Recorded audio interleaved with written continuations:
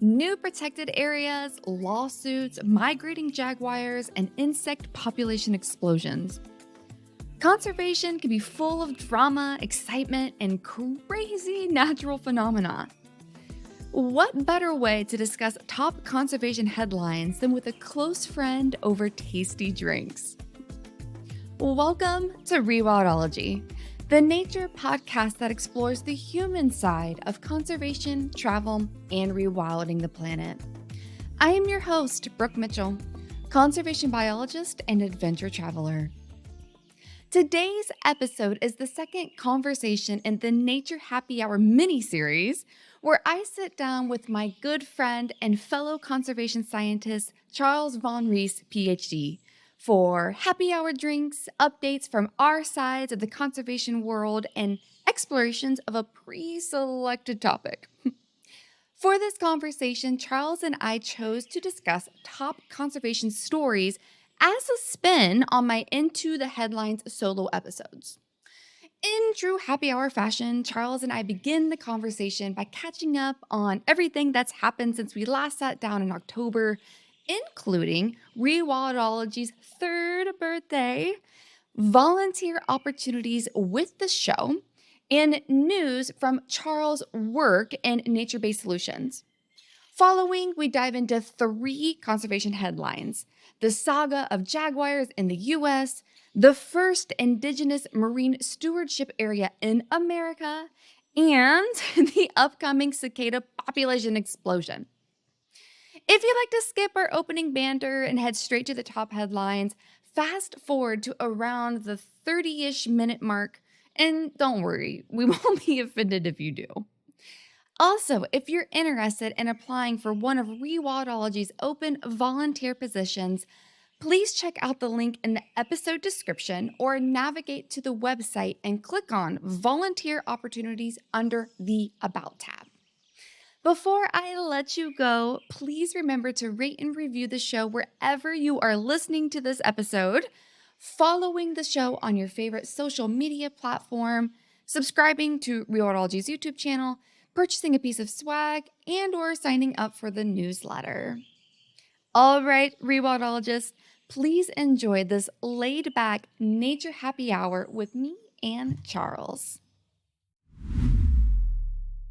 Oh, what's wrong with my t-shirt, though? I'm just saying, I wish I had a branded t-shirt. I'm jealous. If I had, especially, that's a whole new design, right? Are you? This is a secret one that I have on. I guess it's not very secret if I'm wearing it, though, right? So that was my next question. Are you just going for it? You're just gonna wear your secret stuff to your podcast now? Yeah, I probably should have thought that through. So no, what they are is, so I have. Okay, so do you remember my rhino campaign that I did, World Rhino Day? God, that was 2 World Rhino Days ago. Is that how you measure your time? Time is elapsing me. And I had these really, really cool design shirts, and it was a wonderful campaign. And so I would love to do more of those and have them themed. And I got the first t-shirt sample of the first one that I'll more than likely do, which is this amazing lion. Okay. Am I correct that the lion is wearing glasses? It is. Do you see? We're so branded. So is it okay? Well, so that was always my question about the it's a lynx, right, or a bobcat? It's a lynx. Close. Yeah, like the lynx is you, right? With the glasses, it morphed into me. Oh, I see. Okay. So the glasses were really just always like a vague Brooke tag, but now that's become a persona. But then the lion. Yeah, so all of the ones that I will be eventually launching when I have time for all the things there's a lot of, okay, I guess I'm just going to do some spoilers. So, oh man, there's a polar bear one. You're welcome, everybody. There is a wolf. I walked her right into it. You did. There's a wolf. There's another rhino. There's this lion. Wow. Oh my God, a koala. I did a koala. I designed like literally 10 different designs. Yeah. And then decide when and how to launch them. And I loved this lion one so much that I went ahead and got it printed. I don't know, it's super impressive. And you know, the comment that started all this, if I had a shirt that was that cool with my logo on it, I would be wearing it right now. I think that Gulo in nature swag is a long way out at this point, but someday. Well, the beautiful thing is you can get it printed on any time and be swagged out at any time. You are right. You are right. Mm-hmm. No excuses, Charles. Oh, I've got so many. Excuses. You have no idea. I'm the ultimate, like, no bullshit person, though, so. I respect it. Try giving me your excuses, and I will rebuttal okay. every single one. Then I'll just divert you to some other topic. And I'd be like, Charles, I know what you're doing. Yeah, there's a really good word for it that I'm forgetting at the moment. But there's, you need the art of distraction. When it's getting untenable and none of your excuses are working, you pocket sand, something quick. You look so spiffy. Thank you. I wish my logo was on everything. And your button up and your shark. Is that I can't tell what's behind you. Is those different types of bass or freshwater Montana fish species of special concern. I picked it up when I was working in Montana. It's just a bunch of cool endangered fish. It is cool. Yeah, I have a really nice one here of southeastern crayfish, like all sorts of crayfish species. Oh. Because this is one of the epicenters for crayfish diversity down here. I just haven't put it up yet, but I figure maybe just, right underneath. Yeah, that looks super freaking I cool. just love those kind of posters, just straight up biodiversity posters. It's like, here's all the species of such and such, some connection between them. I'm a huge sucker for those. You can't really see it. I have a Hawaiian waterbird one over in the corner, and it makes me very happy. Speaking to your heart. Yeah. I mean, those guys really, they have a special place for me. So this is a happy hour chat. Mm-hmm. Do you have a happy hour drink? Or I know you just had to literally drive across town furiously to record since your neighbor had their TV up so loud. So does that mean I am partaking alone? No. Or were you able No, to you are not. I went and picked up a couple cold ones on the way in. So. Yay! What do you have? This is it's called Los Bravos. It's another Terrapin. I promise I'm not getting sponsored by Terrapin. They just I live in Georgia, so they're everywhere. But this one I tried over the summer and really liked it. But it's a sort of Mexican style lager thing. I'm sure you've run into that before, but a lot of Central American countries have these really excellent, just very light, easy lager beers that are so good in that sort of weather. I always think of the one in Costa Rica. There's a really famous one in Costa Rica called Imperial. It's just it's not fancy, it's not hoppy or whatever, but it's just a nice, stay cool, hot weather, easy thing. So I'm a fan of those. Yeah, after being in the field all day and everyone just wants to take a load off. Give me a cool beer.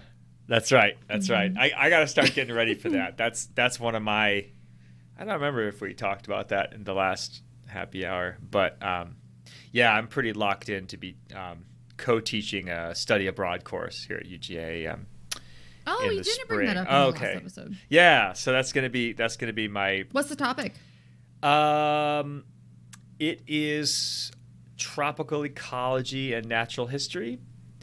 So we cool. kind of have a lot of different kinds of students on the trip, which is, I think, intentional. But it's not just ecology, and biology students. So there's folks from other majors as well. So for some people, it's going to be a bit of a crash course in, how do you study nature? And for the more ecology people, I think for them, it's going to be learning what's different about tropical environments, maybe what's different about fieldwork in tropical environments. And then I would say for everybody, there's going to be a lot of, you just got to learn your species, right? Like, I think people dwell so much on, theory and concepts nowadays, which are really valuable, but it's also like, there's something to be said for just being able to go somewhere and being like, yeah, I know whatever the 4 monkeys are that live here. I know that whatever. So we also just want to give people a taste for, the variety that's out there. Not only of habitats, but of the, bajillions of things that live in them in the tropics. So that'll be that. And that'll be, I don't know, maybe my 7th or 8th time in the country. So be really excited to go back there. Hopefully see a couple friends too. Good time. Oh, that'll be so fun. Yeah. When will you be there? That is going to be the lion's share of May and maybe the first week of June, something like that. It's almost a month course. So it's maybe early mid-May that we leave. Yeah. So it's very intensive because it's essentially like taking a class for a semester, except you take one class and it's for 3.5 weeks, super intense, in the field. Oh, yeah. It's big time in the field. It seems a little bit more cushy than some of the ones that I did as a graduate student. We had places where we would be... Funny how that works. Yeah. Yeah, I mean, I can remember camping in the tropics and stuff, which is a very different experience. And cold showers if there are showers and things like that, where it seems like we're going to be going to some fancier, more modern field stations and... which I think that those sort of more brutal experiences, those are only for the people who are signing up for that, and I don't think, I wouldn't want to put these students through that. So. I got it. Yeah, I have today a blackberry gin and tonic. Man. Was my trick of choice. So fancy. Every time. I don't even remember what I had. Did I just have wine last time? I don't remember. Wow, that's terrible. I don't remember. No, I think there was something maybe involving seltzer. It's not terrible that you don't remember. It's so much, it's so fancy that I figured I would. There was something interesting. Anyway, it's fine. I don't remember. Although you should maybe make a log, you could have like a Rewildology, like, mix menu cocktail recipe book. Yeah. Thank you. That's what I'm looking for. It's just like a I don't know. Mixology book. Yeah, a calendar of yeah. I'm trying to think of some nice portmanteau of the two ologies now, but it's too much for me. It's like a mouthful. Yeah. Remix wildology. I don't know. Oh, I see what you did there, though. That was nice. Okay, we'll come back to that. We'll let that one stew, and we'll get back to it. Okay, so it sounds like we are spontaneously covering some news and updates now. What else is going on your end? So exciting things. Rewildology is officially 3 years old. Oh, wow. Which is mind-blowing. Yeah. That this show has been on the airwaves now for 3 years. I started this thing I started the process of building what is now the show in like October-ish of 2020, and then officially launched on January 26th, 2021. Jeez. And today is January 30th of 2024. Crazy. It's nuts. This will be the 158th episode. Oh my goodness. That's nothing to sneeze at. I mean, your productivity astounds me. It is so impressive. And then being able to stick with it at that pace too. Because I mean, I really wonder, and I'm sure there are statistics somewhere. I really want to know what the I don't know if this is the right word, the sort of attrition rate has been of pandemic podcasts, because that everybody and their mom was starting a podcast at that time. But like, how many people actually stuck with it, right? And are still around today? That's a great question. I would guess under 10%, maybe less. That's my. I mean, probably, yeah, because like one of the statistics I heard, like when I started the show, that if a show makes it to 10 episodes, like that's like the big cutoff. 10. Like, it's very rare that if a show makes it past 10 episodes, then it'll probably do a little, like a little further. But that seems to be the big cutoff for people when they're like, oh, okay, no, never mind. Can't do this. Interesting. Wow. 10. But you're right. I wonder what the statistics are now post-COVID, when we were all home, had nothing better to do. Yeah. Like, this was my outlet for creating impact since I lost so much at that time. And yeah, and it's still going, and even significantly more big and exciting things to come. Even more exciting than swag shirts and campaigns. That's a tough one to top, honestly.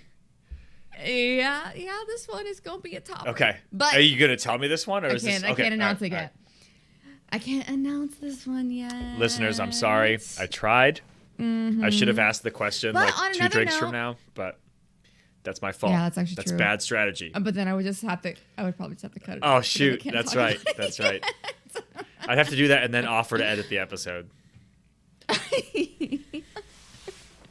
But the other exciting thing is, speaking of the show being on the airwaves for 3 years, I am recruiting a team to start helping with the show. So I officially, yesterday, posted volunteer positions if anybody wants to come be a part of Rewildology. So obviously there's no money or anything that I can offer yet to come along with it, but a ton of one-on-one coaching. I want to build a whole team around this amazing thing. Mm-hmm. Like, anybody who's like in science communication or conservation communication, like for social media type stuff or like media relations. And I was reflecting on it a lot more because I was so against it for a while, even though I was drowning in work. It's like, I decided to do this because it was out of my passion. Mm-hmm. And now that I've posted the position and gotten an overwhelmingly positive response. Yeah. I've been blown away, honestly, by the response I've gotten of how many people just want to help and like be a part of this movement that is Rewildology. It's like moving me a lot. And I mean, and a lot of the people that are applying so far are like, you know, they're like, we believe in this. We want to offer our talents to this movement, That's huge. to what's going on. And so, and I'm just like, but the deadline isn't for another 2 weeks. So February 19th is when I'm going to cut it off and start doing interviews and all that stuff. So we're recording this a couple days before it'll drop. So people, you still have time. Like, please put your name in the hat if you want to be part of social media, or if you love audio engineering or anything like that. There's 4 different areas and that I'm looking for, but we'll see who eventually comes on the team and then maybe shape what they do accordingly. Mm-hmm. So like a social media team, media relations team, a podcast editing team, and then a science research like person or team. All of these will either be a person or a couple. So all of us coming together to essentially just do this show in a way that's super impactful and reaches the most amount of people possible. Because at the end of the day, it's these amazing guests that come on and are spreading their amazing knowledge, and these organizations that are coming on. Like, how far can we get their message out? Mm-hmm. So that's really exciting. That's huge. I can't believe I finally did it. Yeah. Well, and I as someone who's very much kind of, day to day in the conservation process and action world a lot, there's so much need for what you're doing. What the mission of Rewildology is. It's such a big missing component. So I'm really grateful to see it, and I'm grateful for what you and your future team are going to be doing. And it's exciting to see that grow. And it doesn't surprise me, that there are people who are that interested and sold on the concept. I mean, first of all, the podcast is great, and it's really you do such a good job of making it have a brand and bringing this really quality content, and the people. Okay.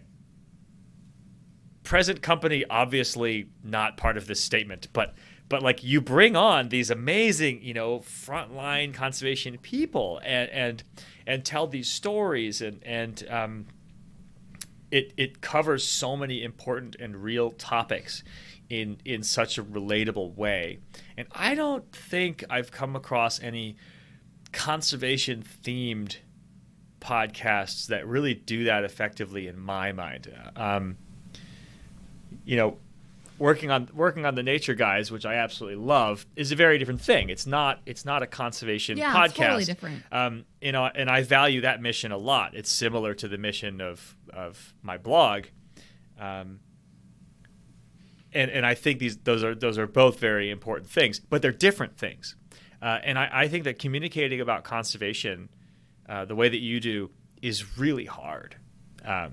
And so I don't know. Sorry, I didn't mean to turn this into like a whole like promo for Rewildology, but I think that what you do is extremely difficult. And as a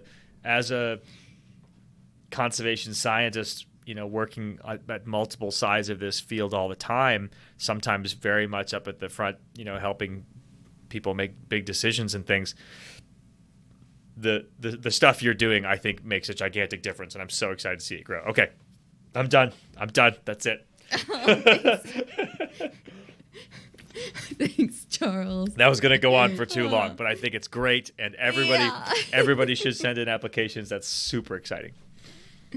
Yeah, and everybody, please, like if you, it's open. And like I said, maybe one day it'll turn into a paid thing. If as this grows and as my timeline fulfills, we'll see. I mean, whoever the team is that is along for the ride, we'll see what it turns into, Mm-hmm. Like I mean, I am so disciplined and I do have this bigger vision, but I will be completely honest that I'm like half winging it every single day. So like I'm working on these really big things, but at the same time, I don't know. We'll see what happens. Yeah. We'll just see what happens. Yeah. I think that's typical, I think a lot of time having it together is always somewhat of an illusion, It's just different degrees. Yeah, I mean, I'm like so skeptical, not in a bad way, of just like every time I see these amazing presentations or like all this stuff where all the people have it so together, and I'm like, I know better. You're like it's an incredible facade that we're all putting out. Like we know what we're talking about. We have our shit together. And I was like, no, you don't. I know you don't because I don't. Like, sure. And I'm proud of what I've done so far. Yeah. But like, I don't. You're fooling all of us. But I'm not afraid to say it. I know. I respect that. I respect that. Yeah. I'm not trying to create an illusion. I want people to feel invited and welcome as we're like going through this journey together. Because if we had the solutions and the answer, well, all of our problems would be gone and we would be doing something else. Mm-hmm. Who knows? What else would I be doing? What else would I? You'd probably be enjoying nature without worrying about saving it. Right? You'd be going and looking at stuff and being like, isn't it great that we have so many rhinos? Yeah, that's true. I guess I would just be a full-time guide or something like that. Yeah, absolutely. I mean, that's what I would be doing 100%, but so somebody's got to do some of this work. So for me, it ended up being, a full-time career, and that's that. Okay, that's big news. I'm not asking you to top that, but was there anything else that you had for updates? Let me look at my list, because I have lists. When did we do this last episode? Was that October? Colors in Nature. Yeah, but when was it? And you told me not to make a list. List of what? And I made a list. Oh, yeah, you're right. You're right. We agreed to not make a list and not prep, and I couldn't help myself, and I did. Well, that's a little foreshadowing for tonight, right? Just saying. That is foreshadowing for the rest of the episode. Yeah. When we get into the meat and potatoes of today. Hey, but that was accidental because I got so interested in the topic. Okay, wait, I digress. Okay, anyways, back to you. We need updates from Charles. So when did we record? I had my Halloween nails. Okay. So maybe November then? Like early November? Yeah, like late October, early November for context. Yeah. So were these costume nails or were these in the spirit of Halloween? No. You commented on them. They were black and purple. Okay. Oh yeah, it does sound really cool. Okay. And I had a black cat shirt on. Nice. Okay, so this could have been any time in October then, right? Because you strike me as someone who just kind of gets in the Halloween spirit and then rolls with it. Yeah, of course. All right. Okay, respect. Since October, yeah, a lot of, on kind of the boring academic side, a lot of expansion and growth in this the sphere that I've been working in, right? So there's this kind of big hubbub around nature-based solutions right now. It's becoming this big conservation frontier, and it's growing so fast. And a lot of countries and governments are kind of really subscribing to it now. And I've been working with a lot of my colleagues here for the last couple of years trying to talk about how to really put the nature in nature-based solutions and make sure that when we are doing things like restoring and creating artificial ecosystems to protect people, which is what nature-based solutions do, that those things are also going to provide habitat for wildlife and provide conservation benefits, ideally kind of strategic moves we can make, right, to protect things that we think are especially important. And yeah, we had a couple of our sort of major flagship papers come out from a nerdy academic perspective. Congrats! Thank you. Yeah, really, really exciting. And those are sort of setting the tone for what we hope the community will be doing into the future, and of course, what we're trying to do with our more in-depth research. So then, since then, I've just been kind of starting to spin up a lot of individual projects. So we had all these papers saying, like, this is what we need to do, and we can always talk about that some other time. And now we're trying to actually go do that stuff. So I applied for a big grant from NASA to do research using satellites and field observations of biodiversity, as well as recordings, audio recordings. And we're kind of spinning all that together into developing ways of predicting what species will benefit from different restorations of floodplains out in the Missouri River, because the Army Corps of Engineers is trying to restore floodplains to protect people from future major floods from climate change, which is becoming a bigger and bigger issue over there.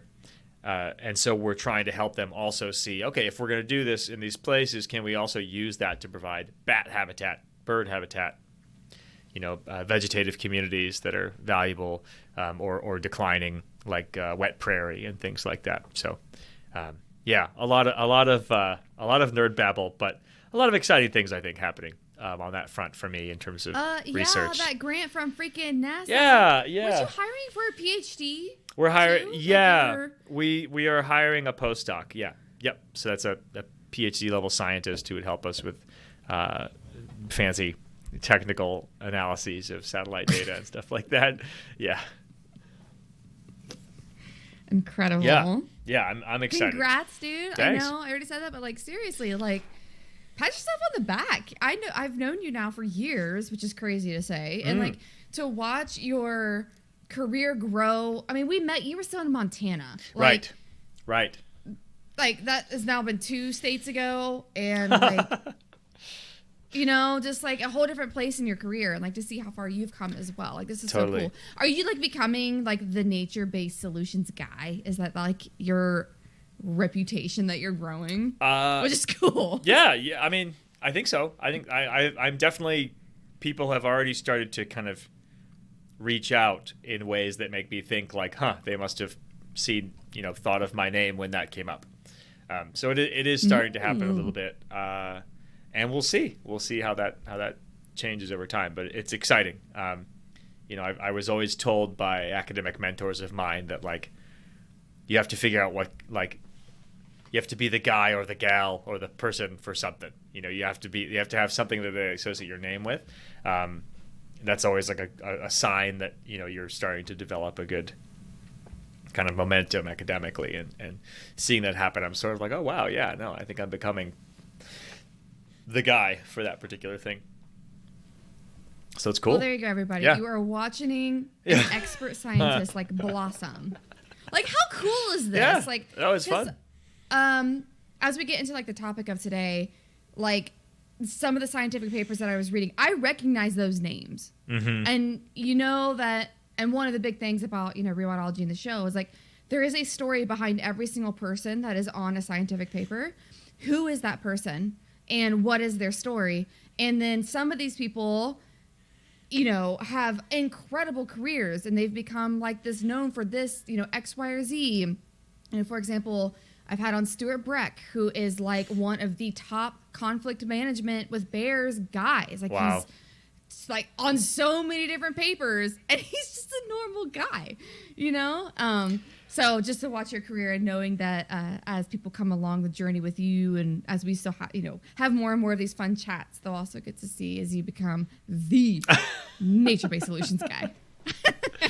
Yeah, the MBS guy. That's right. That's right. I know we've got all of our cool acronyms and everything. I had a real brain twister of a moment. Was it last week or the week before? I was talking to some folks from the UN who work in Central and South America about how they use nature-based solutions for climate adaptation in places like Honduras and Argentina and Chile and things like that. It was a really fun conversation. It was all in Spanish, which is like, I speak pretty good Spanish, but this was starting to push my capabilities. But they call it SBN, and so I kept saying like NBS in Spanish, and they were like, "What?" And I had to keep like remembering to flip it. But anyway, yeah, it's people love their acronyms. There's a lot of that. So I want to get into the topic that you couldn't stop researching. Actually, no. We should talk about what we're doing tonight, right? Because we're trying to be a little bit more organized than the sort of ridiculous chatting that we're already doing right now. But we're trying to have a theme every time we do one of these happy hours. No, I think we're doing great. Yes. We're 1.5 episodes in, and we've had themes. Yes. Yeah. So the theme of today, I texted Charles. I was like, I would love to do another episode, and one of the things, I haven't done one in a while, and it was called Into the Headlines. These they were solo episodes at the time, and what I did is I would like bookmark these headlines that really piqued my interest for one form or another, whatever it would be. Yeah. Like one of my last ones, I actually phoned an expert, and it was when Utah overrode the mountain lion hunting laws in the state. So I phoned a friend immediately and like had somebody on the show like to talk about this. All of the COP conferences, all of them, like, and the Big Cat Safety Act. So like these headlines that are really important in our world, I would do deep dives and do solo episodes. Well, solo episodes are fun, but they're not near as fun unless you do it with a friend. Sure. Like doing these episodes with a friend is a million times more fun. And so I was like, Charles, go through the news and pick just some of your favorite headlines. Like, what is it that's going on that really piqued your interest? And luckily, hopefully everyone listening can tell that we are in slightly different areas of the field. So I knew the headlines you would find would be way different than the ones that I would find. And you would teach me something, and I would teach you something. Totally. So yeah, that was my idea for the day. So like top headlines that we found interesting. What did you call it though? That was such a cool title. I love that. Like totally. Into the headlines. Into the headlines. Nice. Yeah. Nice. Okay. Yeah. So that's what I called them. Yeah. I think I did like 3 or 4 of those episodes, and this is kind of based on that same concept as what I was going for. I love those episodes. They did well, and they were just interesting because I didn't know what I would be researching, but it would be really important stuff. And I would always try to take a double-sided view, like, because, we're always going to have biases and everything like that. But I would always try to find what is the opposite view of whatever is happening right now. Yeah. And like not try to frame it from one perspective. Totally. And so that's how I approach those episodes. And so that is the topic or the theme. Right. Well, and now you've already got 2 perspectives right here. So we're already starting, with 2 different people. Yeah, it'll be interesting. Cool. So my topic today was originally, I got to pull all my notes. I have, oh my gosh, Charles, I have 1, Brooke. 2, 3, Brooke. 4, 5, 6, 7, 8, 9, 10, 11, 12, No, 13, no. 14, 15, 16, 17. I have 17 tabs up. You gotta calm it down. This is just like all of our conversations. Like, like, keep it spontaneous. We'll be so chill about it. Brooke's like, well, I have 3 outlines, and I ordered them by priority. Yeah. Okay, 17 tabs. Okay, okay. How this happened is there was a news piece that I had saved that I really wanted to talk about because it was just really good, heartfelt news. And I love good, heartfelt news because we don't get it that often in our field. And I don't know if you saw, but last September, the Center for Biological Diversity announced that 2 new jaguars had been spotted in the United States. And I'm like, oh, that's so exciting. I want to talk about that. You know, like everybody, if you didn't know, last March and May, 2 male jaguars were found on camera traps placed by the U.S. Fish and Wildlife Service in Arizona. I think it was Arizona. Oh, wow. It was in New Mexico. Okay. Oh. And so like this is fantastic news, okay? Like they're coming up here. I'm like, you know, I would love to say, you know, like, hey Charles, did you see that? And then I started to go down the rabbit hole. Yeah, I assume there's a lot going on here. Yeah.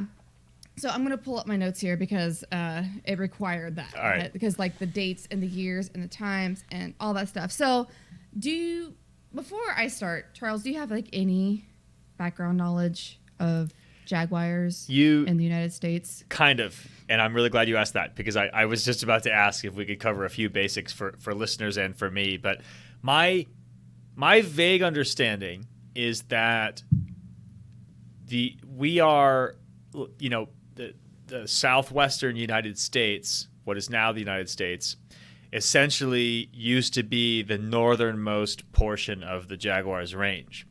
And then their range has been, which, you know, like any species does when their populations decline, their range has been contracting. And so they're no longer found in the contiguous U.S. the way they used to be. But now we occasionally get these little exploratory, probably usually males, right? Because they're the ones wandering around. Mm-hmm. But so we get the occasional, you know, one kind of coming up from Mexico every now and then, right? Dispersing male, as it's called in the cat world. Oh, yeah. Yeah, so you're spot on. So the Arizona, Texas, and New Mexico and Louisiana used to be the northernmost range of jaguar habitat. They were originally across 21 countries, and they're now found in 19. And what happened is it's the same story as happened in all American predators. So they used, like I said, they used to freely roam in pristine habitat. If you think of like Mexico, like that's some similar ecosystem to what's in like New Mexico, Texas, and Arizona. That used to be their hot spot. So they were in arid environments because I always picture them as like a rainforest guy. Interesting. Oh, cool. Yeah, definitely. But there's like some like mountainous jungle pockets ish too. I wouldn't quite say jungle or anything like that. Forest. But these forested areas that they inhabited in. But yeah, if you think of like Texas and Arizona and more the mountainous regions, like that is where they used to be found. And there in the 1800s, there's actually confirmed sightings of a jaguar as far as Long's Peak, Colorado. I know exactly where that is, having lived in Long's. Wow. Like, I lived at the base of Long's. Yeah. And also Monterey, California. So, and these were confirmed sightings. So who knows? They might have been dispersing males as well. Yeah. We don't know why they were there. That was outside of the normal realm, but those were confirmed sightings. Jeez. And they used to be pretty abundant from all of the, like I said, confirmed sightings by European settlers and also, you know, American ancestors. And then in Native American cultures. So like the southern indigenous communities, they have a ton of, you know, stories and art and literature, all of a spotted cat, of the jaguar. So clearly they were here for a very long time. However, as all predators, like I said, in the United States, in the 1800s, 1900s, they were the unfortunate victims of the U.S. government and ranchers' rampage against predators, Mexican wolves, pumas. Wow. Pretty much all predators and jaguars, they were all fully extirpated. And for anyone who doesn't know what that means, they were completely removed from their American habitat. So the last, by the 1960s, all of them were removed. So the last confirmed female was shot in either 1963 or 1964. I saw two different articles quoting both of those years. So somewhere in that time window. And obviously this has huge consequences if a species is going to repopulate on its own. Because if you don't have females, you obviously ain't making babies. Mm-hmm. So That was the last time a female was seen in the United States. But in 1969, jaguar hunting was banned in important range states like Arizona. Wow. And then the Endangered Species Act passed in 1972. And the jaguars were put on they were. the ESA Wow. as an endangered species. Okay. However, in 1980, the U.S. Fish and Wildlife Service delisted jaguars due to public objections, and obviously this blatantly went against the Endangered Species Act. So this went on for about a couple decades, and then in 1996, Warren Glenn, he was a rancher and a hunting guide from Douglas, Arizona, spotted the first male in the Peloncio Mountains, Peloncillo. Yeah, Peloncillo. I'm assuming that's Spanish. Yeah. Okay. And he was a houndsman, so he actually pulled back his hounds, which is pretty cool, this Warner guy. He snapped some photos, and he just let the cat go away. So ever since that, and then that started this like, oh my God, like jaguars are here. And actually right after that, there was more cats that had been spotted in these very remote places where they were just not touched, that these cats were able to get into. And then that re-sparked the interest in jaguars. So then in 1997, the Center for Biological Diversity started a campaign to have jaguars relisted under the ESA, and they won. And so jaguars were put back on the ESA as endangered, but then there was no plan put in place to recover them. So after that, the CBD took legal action and sued the U.S. Fish and Wildlife Service 3 times to finally establish a recovery plan and denote critical jaguar habitat. And that all went down in 2018. Oh, wow. So they sued multiple times across the years. And finally, in 2018, the U.S. Fish and Wildlife Service announced a recovery plan with denotions of some habitat. So during all of this, I don't know, did you ever hear of the famous jaguar named El Jefe? That does sound familiar. Yeah. Did you hear about him? I think I did. So during all of this, so the CBD, they were like watching all of this. I also found this really cool map that I'll definitely have in the show notes. So there's an actual map that the U.S. Fish and Wildlife Service has of the spots where jaguars have been spot on their cameras. And so I'll definitely have that map in the show notes because it's really cool to look through and you can see the details from the sightings and stuff. Anyways, so in 2011, El Jefe was first spotted in Arizona, and he was tracked and followed by, this is all observational data, until 2015. So he became very famous. Oh, wow. And he proved that jaguars could migrate here and live harmoniously on their own, not create any trouble, and just be a beautiful, magnificent cat as they are. He randomly disappeared in 2015 and was presumed dead because, big cats, he disappeared. And so we thought, but he magically reappeared in 2022 on a camera trap. No way. And so I read all kinds of different reports. They're like, what happened to El Jefe? How did he come back? And it was actually a lot of articles speculated that it was the border wall that got him stuck in Mexico and then he couldn't come up. I mean, I don't know. He is an independent cat. Who knows? Maybe it had something to do with that. Maybe it didn't. But as of now, he's still alive, and he was born in 2010. So and from all reports, he's still a beautiful looking cat. Wow. So that is actually a really old jaguar. Yeah. So he's doing really I was going to well. ask, so they identify him by his spot pattern. That's how they could tell it was him. Oh, yes. Thank you for asking that. Yeah. So all cats, similar to our fingerprints, their spot patterns are individual to each cat. So I actually am, in my professional job as the director of conservation, I'm working with my biology team in Tanzania at our camps to run an AI database of the cats that are around our camps that are in the Serengeti, and then we'll branch to some of our other cats where we're using AI, and that's how AI works. It uses machine learning and all these magic guru stuff behind the scenes that I don't know what it does, but it learns the spot patterns of individual cats and with insane accuracy can tell who a cat is. So that is how they've been able to tell that the 2 cats spotted last year were brand new males, never before seen in the database. Wow. Because it didn't match anything that had previously been seen. Mm-hmm. So that's super exciting. 2 new cats, and that's also how they were able to show that El Jefe was El Jefe. Got it. Because it was the same cat with this paw pattern. Yeah, he's a good-looking dude. I'm looking up some pictures of him now. Yeah, isn't he beautiful? Big guy. Wow.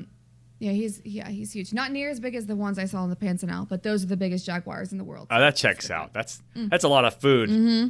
In the world's biggest wetland. I mean, that'll do it. It looks like he had a predecessor named Macho B. Did you see that? Yeah. Mm-hmm.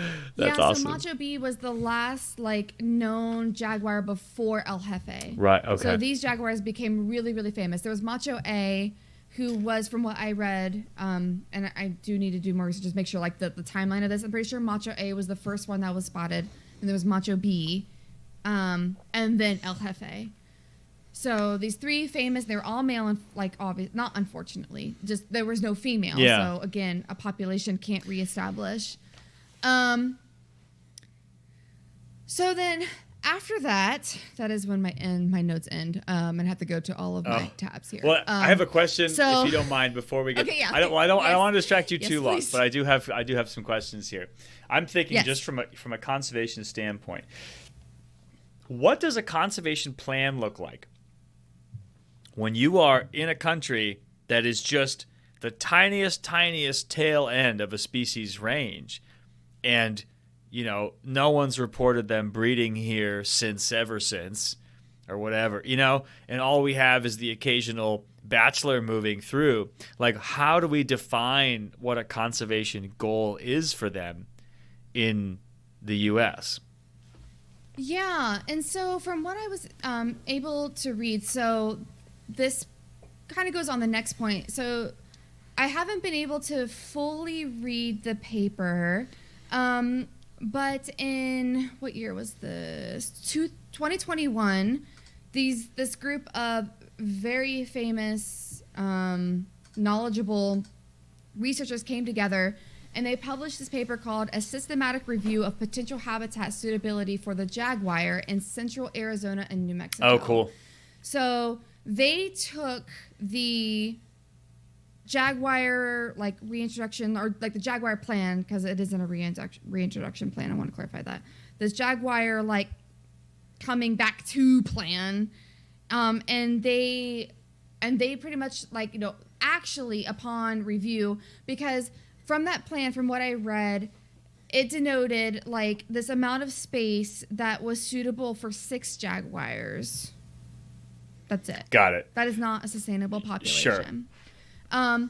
And so these scientists, they were actually, if we look at, and again, I have not had a chance to read the paper, because the next part of this conversation that got me so deep into this literally dropped yesterday. Whoa. Less than 24 hours ago. And that is how I got so deep in this. Okay. And I have not had a chance to read everything. Yeah. So with that science in mind, the CBD did a 116-page petition to the U.S. Fish and Wildlife Service.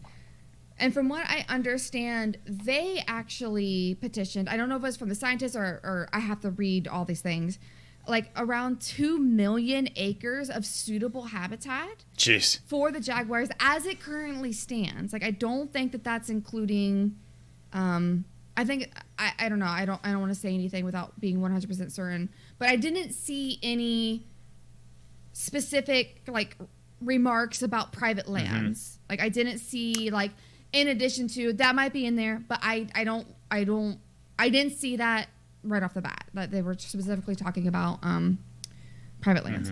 I think these are public lands, and they denoted at least 2 million acres, which would house 90 to 150 jaguars. Oh, wow. Which would then be a sustainable population. Yeah, and I'm assuming they don't I imagine that our goal is not to have our own independent breeding population of jaguars, right? We probably want them to be connected to all the other populations going further south. Right? Yeah, and that's one of the big things, and that's one of the big things that they're talking about, because the population in Mexico is apparently getting pretty isolated.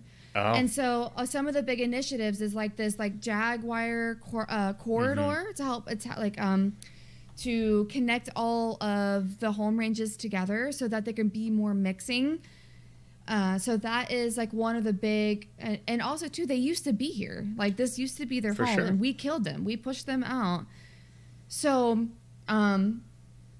I don't know more from that perspective, like other than they used to be here and we should bring them back. If there's anything more than that, I don't really know, because me working in conservation tourism, and my mind immediately goes to that. Like, can you imagine if you could go to Arizona and like through a scope see a freaking jaguar? Yeah. Like you wouldn't have to hop on a plane with me to Pantanal. Right. We could go to freaking Arizona. Right. Like imagine just like the opportunities for ranchers that have all of these massive ranches, and like if they knew that they had a famous jaguar, that this was their home range and they had plenty of food and all that kind of stuff. Like just how amazing would that be? And to bring the apex predator back, like holy shit, dude. Like there is nothing more apex in the Americas than a goddamn jaguar. Like there's nothing more apex than that.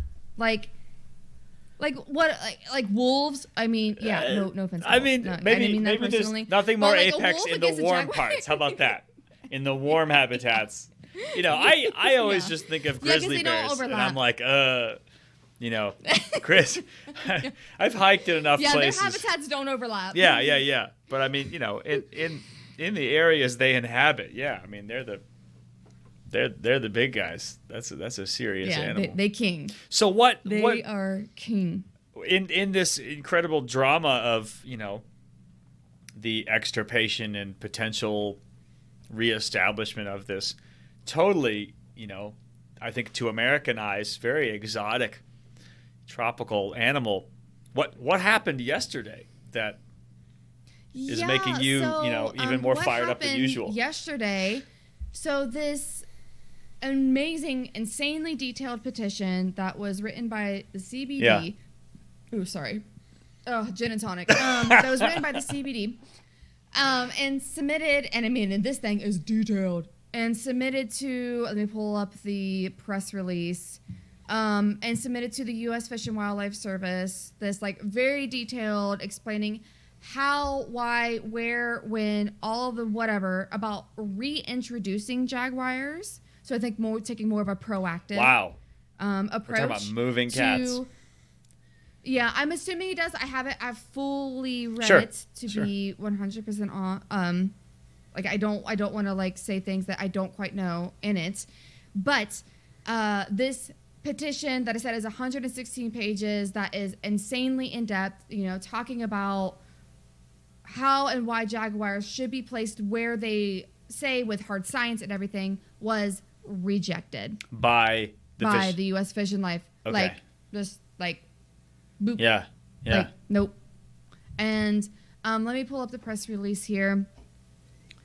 Let me see if there's something that I should. This is heartbreaking example of Fish and Wildlife Service continued failure to take proactive steps to bring jaguars back to their native range, says Lakin Jordahl, Southwest Conservation Advocate at the Center for Biodiversity. Not mincing words, these guys. Yeah. Oh, yeah. They're just like F you. They're like federal officials. This is quote. Federal officials should be aiding jaguar recovery, not making excuses that justify their continued inaction. Jaguars belong in the United States, and we won't stop fighting to protect and recover these magnificent cats. In the letter to the center received this week, the Fish and Wildlife Service said, quote, recovery of the species could be achieved without the presence of jaguars in the Gila National Forest. Oh, so there's one particular place that they're... Yeah, apparently. So this rationale ignores numerous jaguar experts who authored a groundbreaking paper that I just told you what it was, declaring 20 million acres in Arizona and New Mexico, including the Gila National Forest, suitable habitat for a breeding population of jaguars. Okay. So I wonder, so those habitat suitability analyses, as we call them in the nerd business, those are typically based around, they can pick what their criteria are to select areas. and I'd be interested to see what it was they picked. If I were in their position, I'd probably also want to pick, like, people don't keep cattle in this place, right? Because even if the habitat's great, if they're going to, I guarantee you, if one sheep or cow gets killed, then suddenly you're going to be dealing with the whole rancher population, That's the really tragic part. And that's like the biggest. Yeah. If there's one slip up by one individual animal, suddenly they're all demonized to the nth degree. So I wonder how they treated that. It would be really interesting to see. I can definitely. I mean, obviously, all 18, 19, 20, whatever things I read, I'll definitely have in the show notes. But I'll specifically send you this because, I mean, the methods. It's way too long for me to even think about reading this and giving you a summary in like a of course. But I mean, yeah, but like considering the names that were on this paper, I'm sure they did their due diligence, but I didn't have a chance to fully read it because again, it's just crazy that I picked this topic and then yesterday night, like evening, that's when it went down. The rejection. This press release dropped, and then in that press release quoted this paper that it was based off of, and I found the petition that they originally submitted to the U.S. Fish and Wildlife Service. So I was like, holy shit, like, this is happening right now. So yeah, apparently Jaguars in the United States is like filled with like controversy and like lawsuits and like massive public outcry both ways. Like we need to be bringing them back, and then strong opposition against them. Yeah, I didn't expect to uncover so much drama in my into the headlines idea. It sounds like you got yourself a whole like mini series there. Like that's a saga, and we've like scratched the surface. Yeah, I was just so happy because I was in Brazil and got to see all the Jaguars there, and I interviewed a lot of people there, and like getting ready to produce a podcast series about conservation of that area, like all since the Jaguars pretty much the keystone species there in that whole area. That's like the center theme of the whole thing. And so I have a piqued interest, of course, of anything big cat related. And then just to go into this, like, whoa, I did not. I didn't. I learned a lot. Yeah. I mean, I just did too. Yeah. So that is the saga, I think there's no other way to call it, about Jaguars in the United States. And as I get more updates, I'll definitely share them throughout the show and anything that I see or hear. But yeah, again, like I said, I'll have all of the links to this in the show notes if anybody else wants to nerd out and see what details I missed, or read the petition, or read this beautiful scientific paper. Like, by all means, it'll be all there. But that is what I've been able to uncover in like 72 hours. You didn't sleep during that time either, right? You were just... Yeah. Lots of coffee. Yeah. Okay, so that was my topic. Okay. Well, I will readily admit that I did not do nearly as much. Well, you weren't supposed to. This was accidental. It was supposed to be like, did you see this? No. And then I just was like, 1963, the last female was shot. Brooke, one does not stumble into 17 tabs or whatever. This, and I'm not, listen, you've got the Sherlock Holmes vibe going on right now, and like, I respect it. Oh, I feel like it. I see the game. I respect it. It's I feel like I'm Sherlock Holmes. Doesn't he have like a cute English bulldog or something? Does my cat pass? Oh, absolutely. As my your cat is delightful. I miss your cat. Okay. She's asleep right here beside me. I've met her once, and I miss, like, what an amazing animal. Okay.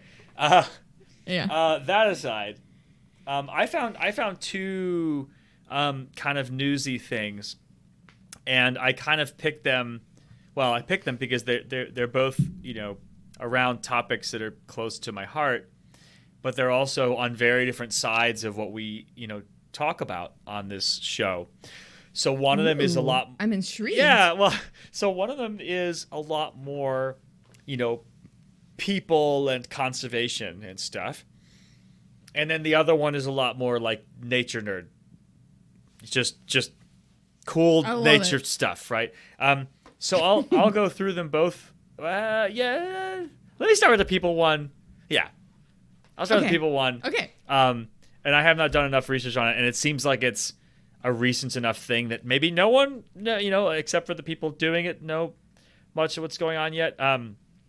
But I was reading through just a bunch of conservation headlines at your recommendation from our dumpster fire of a text conversation, which is how good episodes start. Is just like ridiculous conversation. And I found one that I really liked. I'm just going to read the headline itself. First ever U.S. Indigenous Marine Stewardship Area declared in California.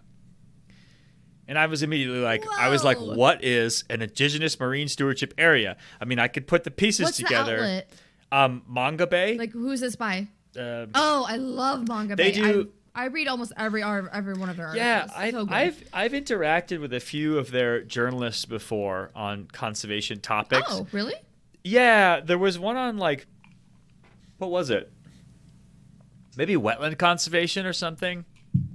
That I provided some commentary for a couple articles with one really nice journalist there. I can't remember her name, but we're like friends on Twitter and stuff now. She's great. But yeah, so basically, what kind of happened here is several different indigenous nations from the kind of Pacific Northwest. So we're talking like North California coast up to like most of the Oregon coast, I believe. The Taloa Dini Nation, the Rezagini Rancheria, and the Chur-A Heights Indian community. So they all of these nations kind of came together, and they, by their own right and authority, designated this IMSA, this Indigenous Marine Stewardship Area. The idea being like the estuaries and coastal zones of this part of the country are, not only their cultural heritage, but these are places that, have really direct, not just spiritual relevance, right, but like economic and like personal health, relevance to their society, to be able to keep harvesting the species that they've been harvesting for thousands of years and continue, with those traditions and manage their resources for themselves. So first of all, that's just totally sweet, frankly. I mean, that's awesome. Amazing. It's exciting to see something like that happen. Any new protected area, I am like generally pretty excited about. But protected areas in that form of conservation have a bit of a checkered past. I know you've touched on it before on the podcast. Like sometimes it's a bunch of white people showing up someplace and being like, "You can't use this anymore," and then a bunch of people who live there being like, "What the hell are you talking about?" In this case, we know that the local stakeholders, the local communities, the ones most invested in that land, who have been there for generations beyond memory, those are the people designated this time. So this is a very different mechanism for this going on. So that's cool as it is. The other thing that I thought was totally sweet about this was that it was the way they're doing it, and I'm still making sense of that even just from reading this article. I have to find maybe some more detailed information, but basically, like, they just did it. Like, it's not like they went to the U.S. government and were like, "Oh, can you designate blah blah blah?" They were like, "No, it's designated now." And I don't mean that to imply that they're like flippant in any way. I mean, like, this is awesome. It's like they're literally exerting their like sovereign nation, and I'm not a lawyer. I don't know. They said F the red tape. Yeah, like literally, like the article says, this. As sovereign nations, the tribes say that they are not seeking state or federal agencies' permission to assert their tribally led stewardship rights and responsibilities. Rather, they want to establish cooperative relationships, recognizing their inherent indigenous governance authority, which is super sweet. Yeah, so I mean, among the kind of key cultural species that they're trying to keep track of, there was mention of a smelt called the surf smelt. which actually they're really interesting little fish, the various smelts. But they have this whole plan, right, for catching them and keeping track of their numbers across time, which is really neat. And what I did notice also in the article is that when they were talking to experts from these tribes, they're wildlife scientists and things like that, they were really taking a lot of inspiration from indigenous people in other parts of the world, like a lot of the folks in Hawaii, who I actually interact with a lot. Not so much the sea turtle folks that they were referencing, but there are a lot of really strong indigenous conservation groups in Hawaii, and also Australia is another big one that they're bringing up. Again, when I was visiting there, our conservation conferences had really tremendous representation and participation of indigenous people, which I thought was amazing. So they have declared this area. I really want to see what becomes of this. You know what I mean? I'm hoping that the federal agencies and state agencies will be able to see this as a call to collaborate and do something much bigger with this area. There's increasing interest and kind of momentum in federal conservation agencies around finding out what the community wants, right?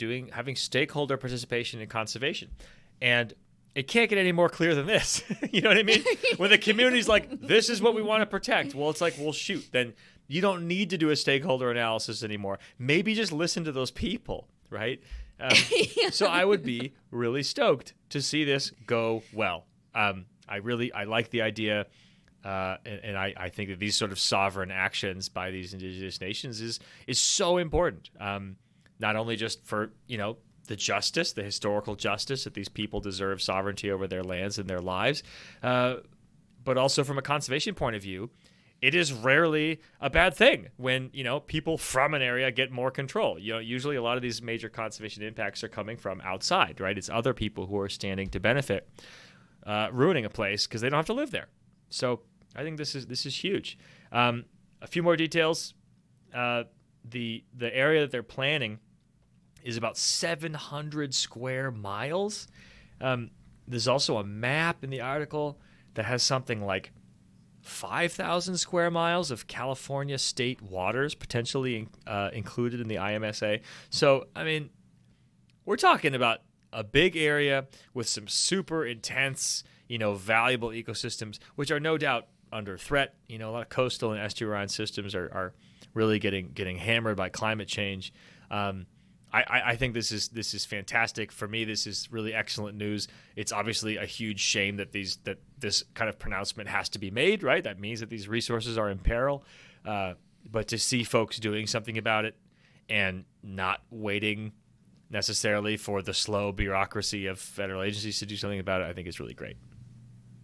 That is so cool. Yeah. And immediately, just where my mind goes, since I'm like on this, like the application of conservation side of things, like I just immediately hope, I hope there is some outdoor like business savvy person in those tribes that sees the tourism opportunity and like what they could do from like a fish guiding business, a rafting business, a canoeing business, a guiding business, birding business. There's so many incredible ways they could essentially monetize the nature that they decided to protect, and also help bring in the money to then further protect and just make it even more beautiful, amazing. So that's where my mind immediately goes. So it'd be really cool to see how this develops. And I hope that they have that in mind, or somebody that they know and trust is giving them that advice too. Because I'll just imagine if like you could go out with, a tribes member from one of these and they could take you fishing. If you can you imagine if somebody just like that is like what they love more than anything? Then can you imagine going out with like an indigenous person here and like learning about the fish from their perspective, like on a fishing trip? Could there be anything more moving than that? If you love fishing or birding or, marine mammal watching, like if there's, if you love seals or whatever it might be, migratory they got whales, sea otters out there. I'm sure that goes up the coast. Oh my God, that'd be amazing. I really hope they're doing something. It's a beautiful like that. part of the world. I would love to have a guide. I would love to have a Native American guide for sure. and go out there. I would go out of my way to hire that person. Like way out of my way. Well, I mean, We'll keep an eye on it. But I'm excited to see where this goes. I think this could represent the start of something really huge. It would be amazing to see other nations being empowered in this way to steward their resources and their special places on their own. And in the process to push government actors to do a better job of it. So, I'm stoked on that. Yeah. Stay tuned on that one. Yeah, seriously. Wow. I know. Fresh off the press. Yeah, this is also exciting. from yesterday, this headline. So, I will be dying to learn more about this as it goes forward.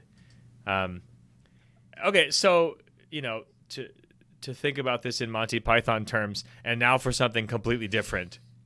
My second headline was about cicadas.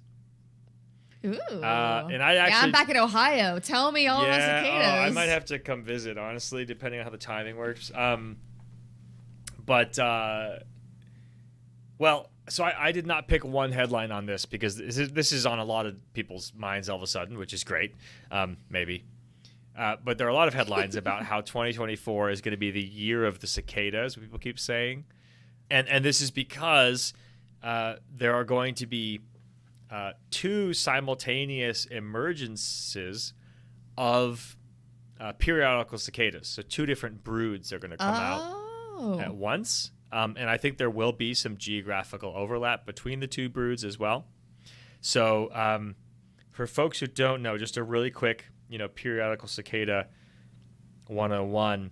So cicadas are these really neat, plant-sucking insects. And they live underground for some amount of time during their larval stages. And I think that the food that they eat is not super nutritious, so it takes them a very long time to grow. Years. They will literally be living for years, like plugged into a tree root, just drinking fluid. And so we have what are called annual cicadas. And if you live in an area that has cicadas, which is like a lot of the planet, usually they come out in the summertime. The adults emerge from the ground. They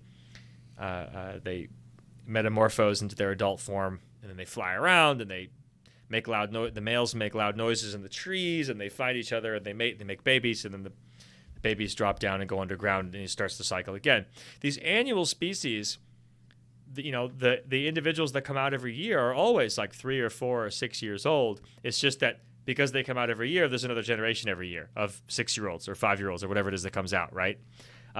So even though they come out every year, it's not like they complete their life cycle in a year. Mm-hmm. These periodical ones have a slightly different life history where they will spend a really long time underground. And they will spend prime number amounts of time underground. So 17 years, 13 years, whatever it is.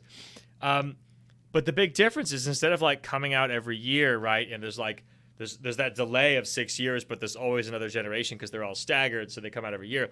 Instead of that, these ones all go at once. So every 13 years, they all come out. They all scream. They all breed. They all die, and then all the babies go underground, and then 13 years later, they all come up again, right? And there's a whole bunch of neat evolutionary ecology about it, but essentially their sort of strategy is there are so freaking many of us that the predators can't handle it. So enough of us survive every time to come back next time. But their whole biology is based around the fact that there are just bajillions of them.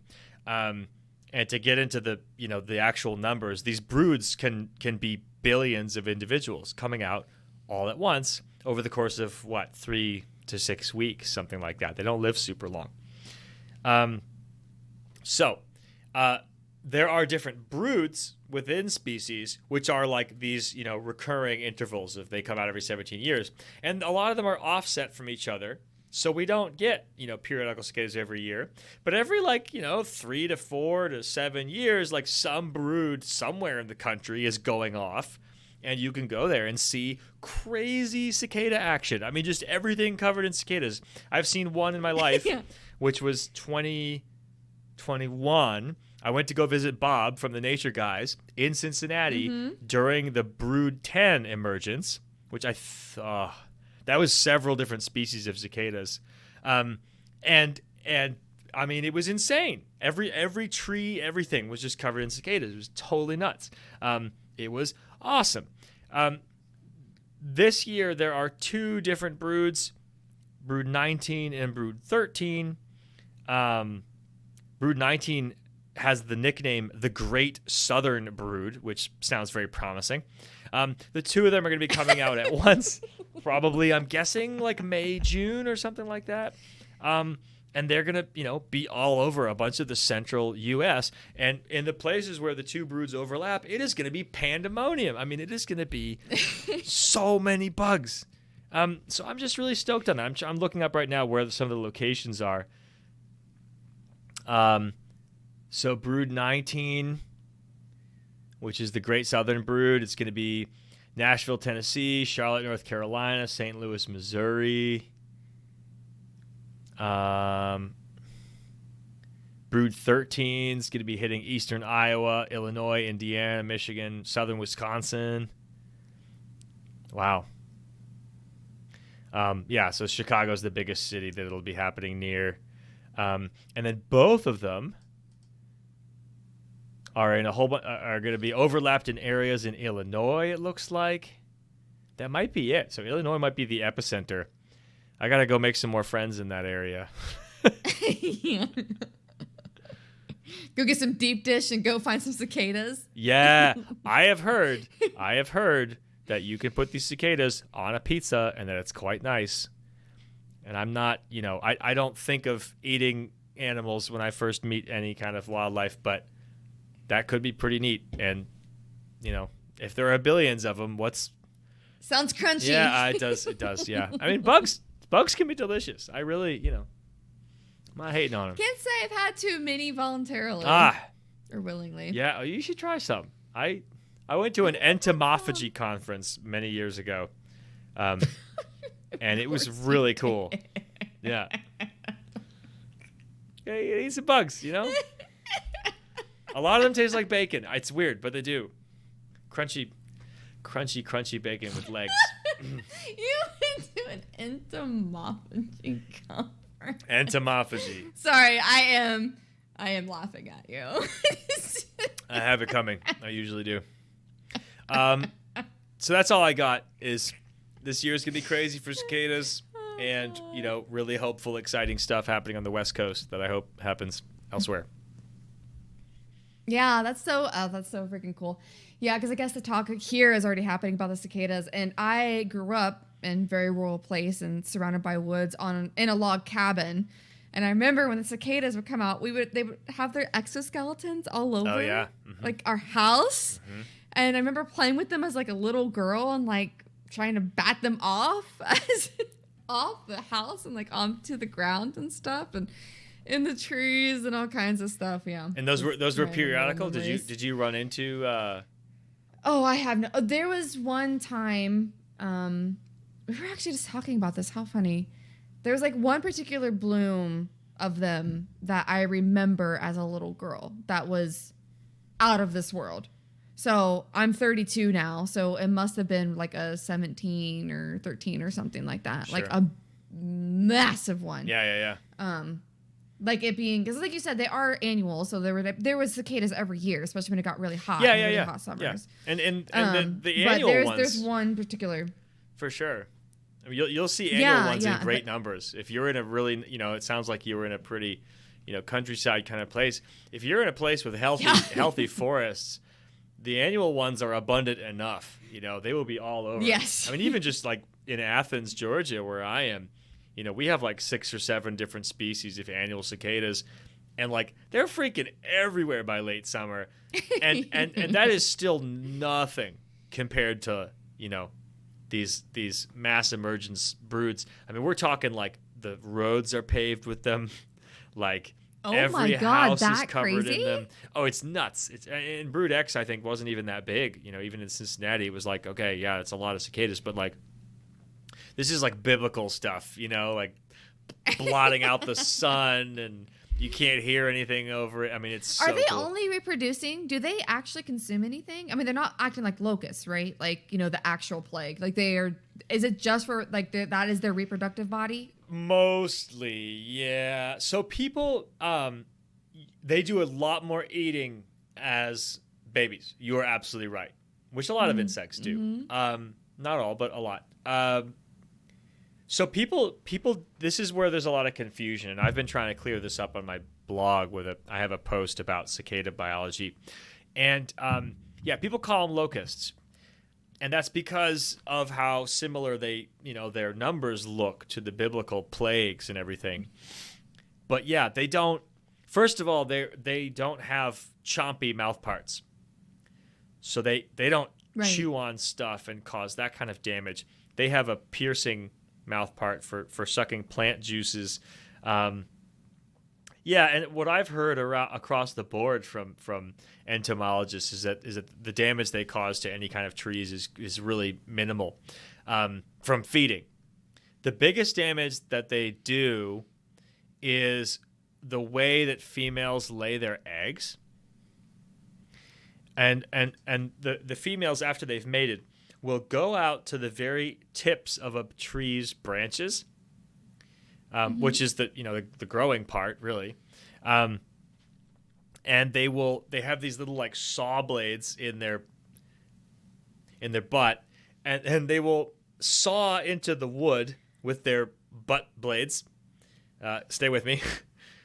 And then with the little hole they saw it into the branch, they'll put a couple eggs in there, maybe one, maybe more, and then they'll move a couple inches and they'll do it again. So there's probably one egg per little furrow, but they'll fill a twig, not fill it, but they'll, plant these little tiny eggs in there, and then that causes the end of the branch to die, and eventually it breaks off and it falls to the ground, and then the babies hatch and then they crawl underground. That's crazy life cycle. It's insane. No, I mean, yeah, it's wild.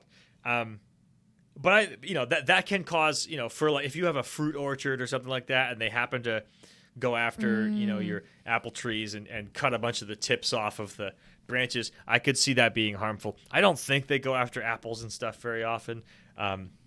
They do go for a lot of different trees, but yeah. So no, I would, I'm hearing a lot of people panicking about these bugs and saying that they're going to ruin crops and cause food shortages. They're not going to eat anybody's wheat. They're not going to touch soy or corn or oats or anything. Even the trees, it's going to be like, did they really do any damage? So, yeah, there's nothing to be afraid of, but it is crazy. I mean, if you're afraid of bugs, maybe then that's maybe you don't want to be around. If there's an actual phobia involved, yeah, because it is I love being around insects, and I was in the forests around Cincinnati, and I was like, this is totally insane. I was just walking around like, this is a staggering number of insects, just everywhere. That was just my summer growing up. It's just like just everyday life. Yeah, and how you knew it was really hot by how early the cicadas started their songs. That's how you knew it was going to be a brutal day. And then how hot it got. You're just like, fuck. Brutal. You're making me. It's 6:30. The cicadas are already going. Yeah. You're like, oh no. Like, this is going to be a day. You're giving me visions of just like steamy swamp Georgia summers that like I've had 2.5 summers here now, and I just it's so by like August it's just so miserable.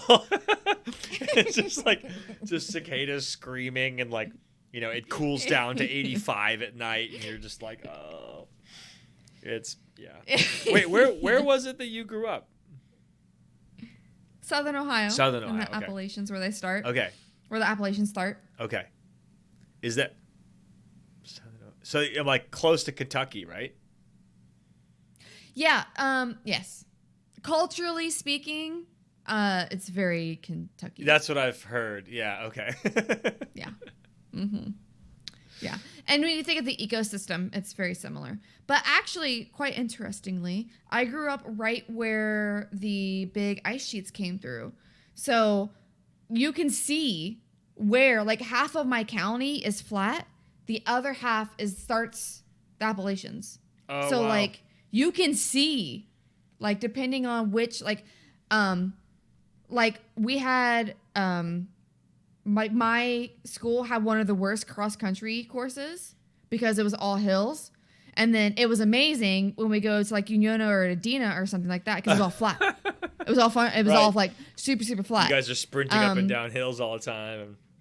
Yeah, but us, like the entire thing was hills. But we're all in the same conference, all in the same county. So like pretty, like just from a geological standpoint, that is like pretty cool to grow up on. That is neat. So you guys were like basically where the glaciers stopped? Yeah, cool. Right on the edge. Wow. Mm-hmm. That's really neat. Yeah. Because a lot of people think of Ohio as just like Indiana or Illinois and it being super flat. Yeah. But part of it is, but nobody knows about the other part because no one goes there. I am guilty of that. I have seen so little of You have Ohio. no reason. You go to Cincinnati. I got a lot of friends in various parts of Ohio. I just haven't like gone to hang out. You know, I gotta do that. I got a bunch of buddies in Toledo. Like, I gotta get out there. I'm overdue. Oh, that's flat. That's speaking of the ice sheets. That's yeah. Neat part. That's like the northwestern corner. That's like that sounds right. Okay. Yeah, pretty flat up there. All right. What? Well, all right, dude. Yeah, you got any more news for me? Or are you feeling newsed out? We did pretty well over here. I think. Yeah. Okay. So we had a news headline that spanned, how many decades since the 1960s? Oh, Then we had a very recent one that launched yesterday, and then straight up just nerdy, awesome cicada natural history stuff. I feel like that covers a lot of bases. That's awesome. I think so. We got a little something for everybody. A little something, something. A little something, something. Well, all right, Charles. Thanks again for sitting down with me for a fantastic Nature Happy Hour chat number 2. Number 2. We got through 2. Yes. We made it, everyone. Woo! This is great, and thank you. It's always a pleasure. But yeah, we'll help you work on your organic improv. Untype A yourself a little bit. You know, we'll see if we can keep it to like 15 tabs next time. But good luck. We'll see. We'll see what I do. Yeah. Progress was made. It's great. Yeah. All right. Chat soon, dude. Take care.